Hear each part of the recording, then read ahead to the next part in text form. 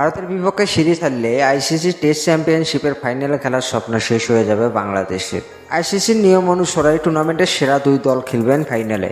ICC test চ্যাম্পিয়নশিপের point তালিকায় বর্তমানে বাংলাদেশ অবস্থান করছে 4 নম্বরে, যথাক্রমে 1 ও 2 নম্বরে আছে নিউজিল্যান্ড ও ইন্ডিয়া। 5 নম্বরে থাকা শ্রীলঙ্কার সাথে বাংলাদেশের পয়েন্টের ব্যবধান মাত্র 10।